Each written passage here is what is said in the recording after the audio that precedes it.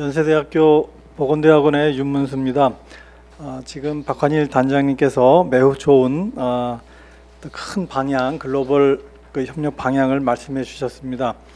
저는 그 중에서 인간 안보와 관련된 글로벌 협력 방향, 그 중에서도 이제 보건 안보 쪽에 중점을 두고 발표를 하겠습니다. 들어가기 앞서서 인간 안보하게 되면 먼저 인간을 생물학적 분류법으로 보니까 이렇게 계문 강목 과속종 해서 잘 아시는 것처럼 이렇게 분류가 되더라고요. 아마 이 책자에는 그게 이제 안 나와 있는데 화면에는 나와 있습니다. 그래서 보면은 뭐 호모 지니어스, 그 다음에 스피시즈는 이제 사피엔스, 그래서 사피엔시아인가, 그 라틴어에서 지혜라는 뜻에서 이게 이제 나왔다 그러더라고요. 그래서 제가 존경하는 고려대학교 그 김익환 교수님이 작년에 쓰신 책에 보면은 인간을 호모 사피엔스 스피리투스다 이렇게까지도 세 분류한 거를 봤습니다.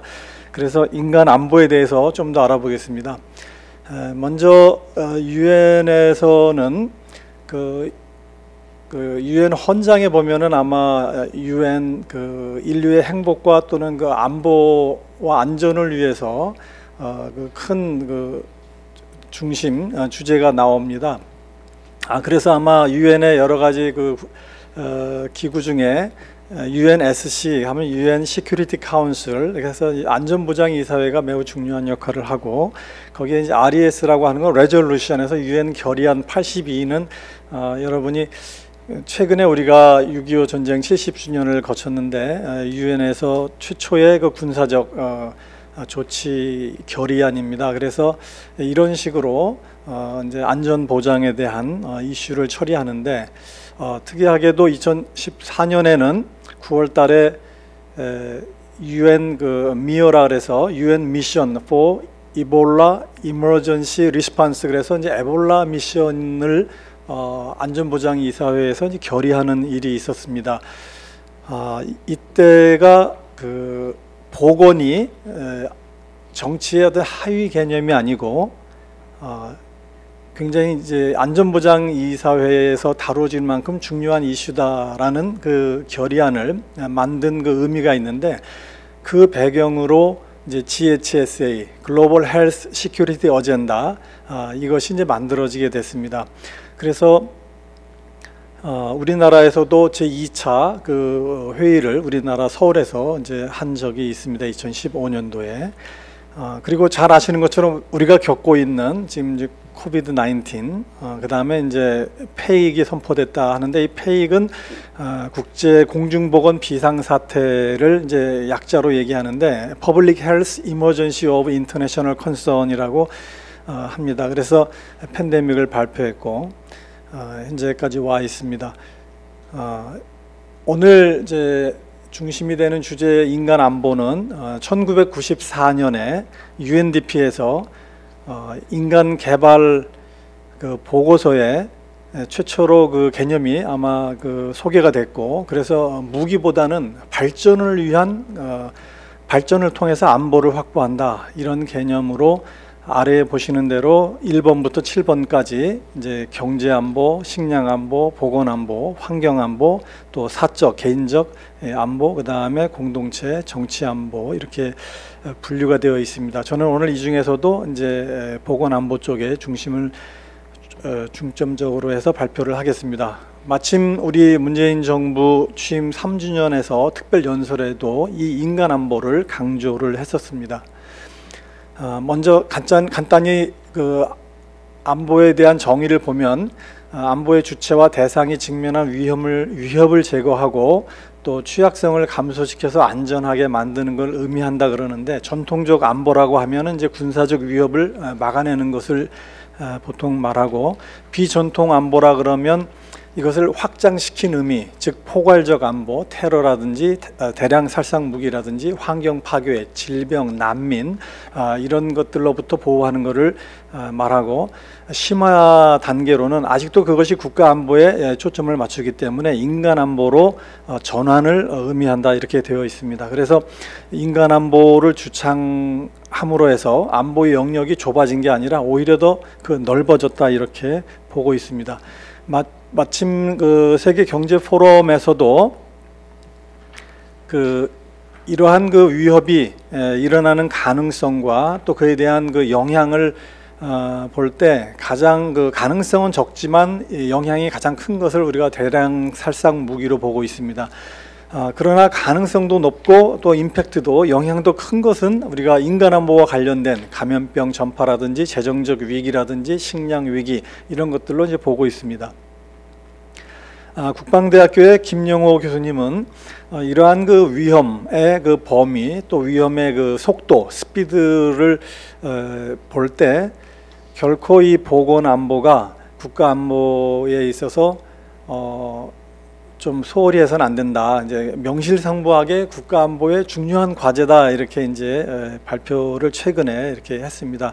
특히 그분은 이제 가장 큰 위험성이 이 코로나19로 인해서 나쁜 시그널을 줄 수 있겠다. 테러리스트나 또는 이 전쟁을 꿈꾸는 이러한 그 지도자들한테는 이 생화학전이 바이러스로 또 세균으로 이렇게 큰 타격을 줄 수 있구나 하는 잘못된 시그널을 주는 것을 매우 경계했습니다. 왜냐하면 이러한 바이러스나 이런 걸 가지고 이제 그 무기를 만들면 1평방킬로미터에 50%의 사람을 살상할 수 있는 그거를 이제 $1로 생물 무기로 만들 수 있다면 화학 무기는 $600가 든다는 겁니다. 600배가 더 든다는 거고 핵무기는 800배가 더 든다는 거고 재래식 무기, 미사일 같은 거는 이제 2000배가 더 든다. 그래서 오히려 굉장히 큰 위험성을 경고 내지는 준비하도록 이렇게 발표를 한 적이 있습니다.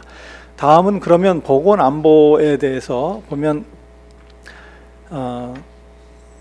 저도 이제 이 페익 국제보건 공중보건 비상사태가 선포되기 전에 이러한 전반적인 중장기적으로 일어날 사항들을 한번 우리나라의 백서 그 다음에 우리나라가 WHO 등에서 평가받은 것 중에 낮은 점수들을 좀 빨리 보완해야 되겠다 하는 것들을 좀 전파하기 위해서 신문에 좀 기고를 한 적이 있었고 그때 이후로 보시는 것처럼 아까 박환일 단장님께서도 이제 발표를 해주셨는데 이거는 오늘 날짜로 제가 다시 업데이트를 시킨 내용입니다. 그래서 여기 보시면은 지금 이제 아프리카 같은 경우는 점점점 이렇게 도표에서 보실 때 늘어나는 걸 뚜렷이 볼 수 있습니다. 그리고 동남아시아 같은 경우도 뚜렷이 늘어나는 것을 볼 수 있습니다. 특히 이제 아프리카나 동남아시아 같은 경우는 우리가 볼 때 과연 진단을 저 나라에서는 할 수 있겠는가? 그래서 보고되지 않은 그러한 경우도 많겠다라는 추정도 있어서 더 안 좋은 시나리오를 보는 경우도 있고 또 거기에는 반면에 젊은 사람들이니까 괜찮지 않느냐라는 또 시각도 있습니다. 그러면 많은 사람들이 이제 이러한 것을 향후에 어떻게 될 것인가? 아까도 이제 경제적 시나리오가 있었지만 우리 연세대학교 보건대학원의 안동일 교수님이 최근에 이제 발표하신 이 시나리오를 제가 간단히 소개드리면 뭐 다 아는 것처럼 가장 낙관적인 시나리오는 이제 곧 코로나19가 퇴치될 것이다 이런 시나리오가 있고 2번은 지속적으로 확산되다가 토착화될 것이다 3번은 확산되다가 백신이 나올 것이다 그리고 토착화될 것이다 이렇게 보고 있습니다. 그 근거는 여기에 나와 있는 그 논문처럼 미국의 경우에 스페인 독감부터 홍콩 독감까지 현재 3번의 그 인플루엔자 팬데믹이 일어났던 거를 한번 쭉 분석을 한 결과를 근거로 제시하고 있습니다. 여기에 보시는 것처럼 1918년도에 인플루엔자 서브타입이 이제 H1N1인데 그것이 1918년, 19년, 20년 하면서 계속적으로 이게 이렇게 토착화되는 것을 보여주다가 57년도 아시아 독감 때 이것이 사라지면서 H2N2로 또 다시 발생되다가 이것이 또 수그러지다가 1968년도에 H3N2 형태로 나와서 현재까지도 홍콩 독감이 계속 발생하고 있고 2009년도에는 H1N1이 다시 리이머징 돼서 팬데믹이 선포가 됐었습니다. 그래서 이런 근거로 이러한 것이 계속 토착화가 되지 않겠는가 이렇게 보는 시각도 많이 있습니다. 이러한 감염병은 전 세계에 36시간 이내에 전파가 가능하다고 합니다. 저도 사실 아프리카나 이런 데 해외 출장을 다녀보면은 옆에 여러 나라에서 우리나라에 많이 오고 가고 하는 것을 볼 수가 있습니다. 외국인 근로자들이 사실은 굉장히 또 많이 있기도 하고 또 다른 목적으로 또 이렇게 해외 여행하는 경우가 많아져서 아래에 보시면 해외 유입되는 그 법정 감염병 신고 건수도 작년 725건으로 약 21.4%가 늘어서 계속 이렇게 증가 추세에 있습니다. 그래서 우리나라 질병관리본부에서도 이러한 법정 감염병을 1월 1일부로 전파력 또 심각도 또 이제 격리 수준에 따라서 가장 높은 1급부터 4급까지 분류해서 86종을 분류를 했고 고위험 병원체가 또 36가지가 있고 그 중에 대부분이 이제 바이러스입니다. 또 이러한 것을 외부 시각에서 이제 평가한 게 WHG는 Joint External Evaluation에서 이제 합동 외부 평가를 받았을 때 우리가 우수하게 평가를 받았고 또 작년 10월달에 발표된 글로벌 헬스 시큐리티 인덱스에서는 195개국 중 우리나라가 9위로 우수하게 평가를 받아서 현재 우리가 지금 여러 국제기구에서 많은 긍정적 평가를 받는 것이 이러한 그 평상시에 우리가 준비해온 또 국민의 어떤 여러 가지 단합된 힘을 통해서 이러한 결과가 나온 것이라고 봅니다.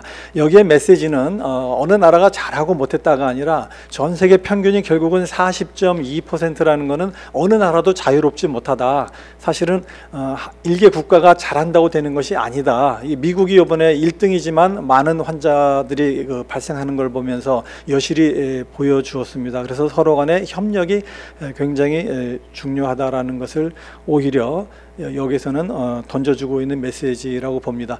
아래 나오는 그 도표는 질병관리본부 그 백서가 매년 나오는데 작년 말에 발행된 백서에 의하면 감염병 발생의 총량은 점점 감소하지만 그러나 이런 신종 감염병, 수두, 시형 간염, CRE 감염증은 이제 카파베넴 계열 항생제의 내성을 가지고 있는 장내 세균 속균종인데 이런 것들은 좀 증가하고 있다 이렇게 보고 있습니다.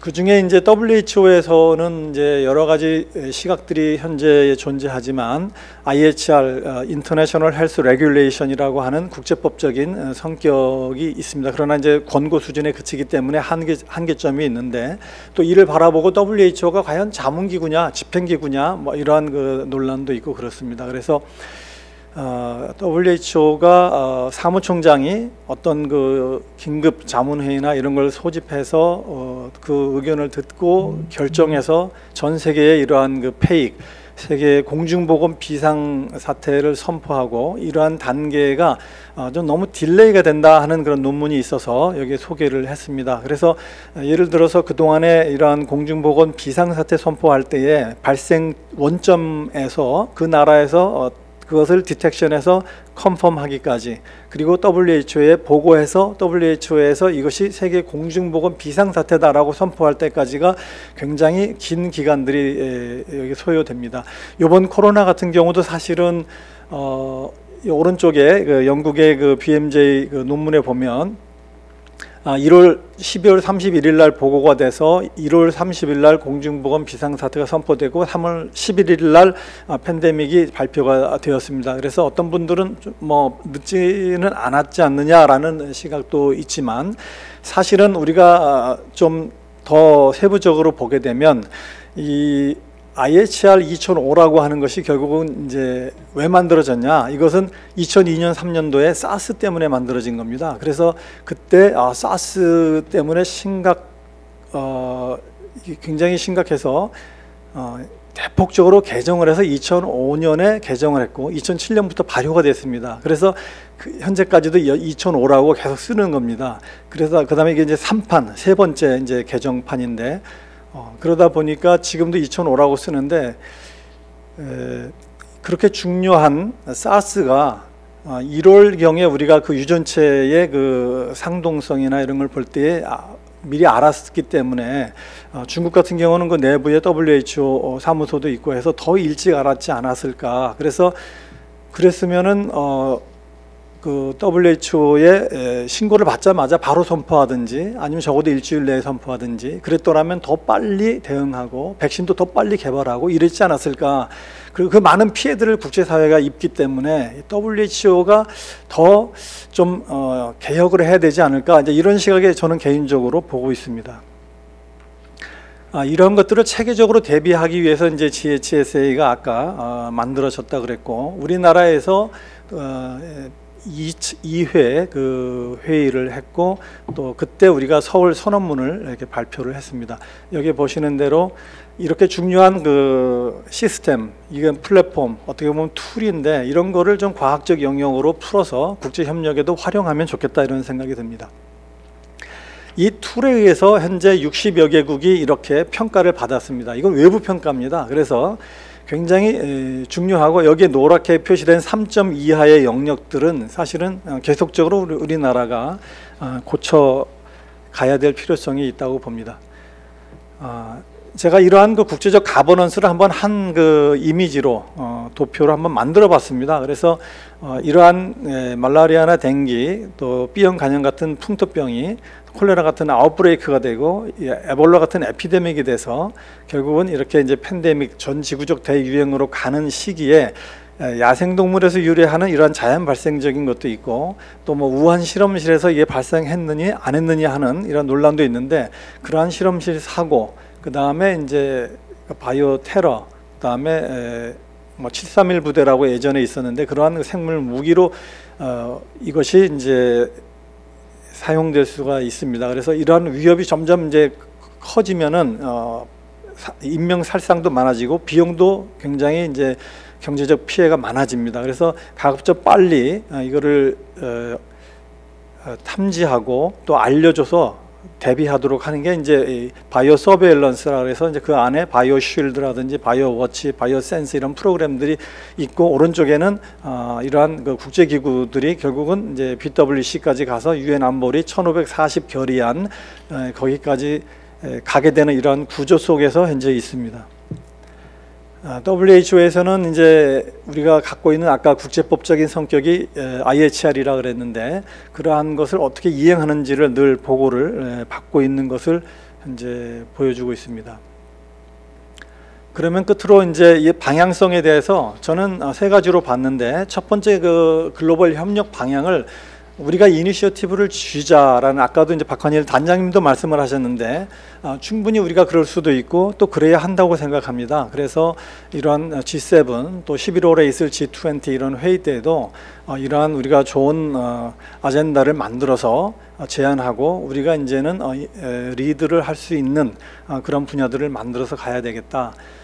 그리고 이제 이것을 하는 중앙부처는 이제 외교부일 텐데, 외교부의 그 새 역할 중에 하나는 보건 안보를 국가안보 차원에서 좀 봐주고, 그 다음에 그 일선이거든요. 그 발생하는 원점입니다. 그 외국에 있는 그 나라들이.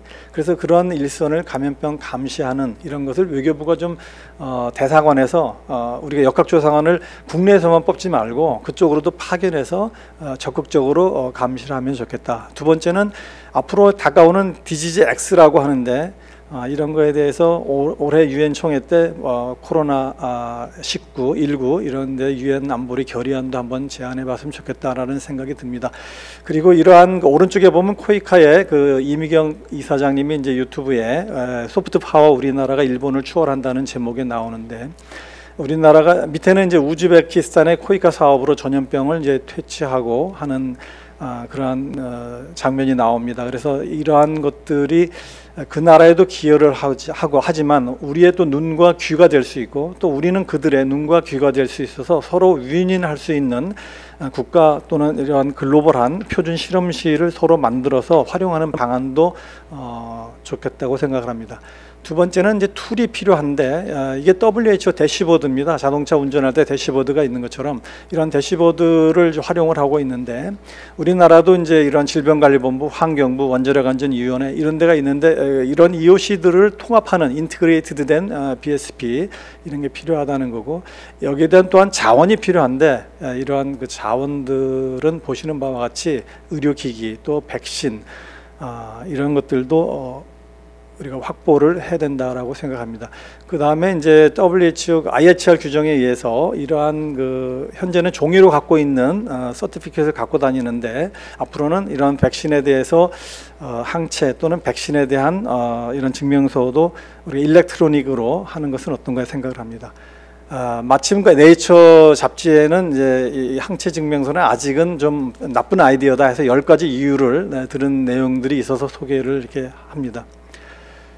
그리고 우리나라 백신에 대한 실용화 기술 개발 사업단이 이제 발족을 했습니다. 송백린 교수님이 이제 연세대학교에서 이 단장님으로서 이거를 이제 백신 주권 또 백신 자급화를 위해서 이제 10년 동안 사업을 하시는데 이런 것들도 결국은 아까 개발도상국하고 같이 연대해서 하게 되면 우리 국내 수요를 10배, 20배로 늘릴 수 있는 방법이라고 생각합니다.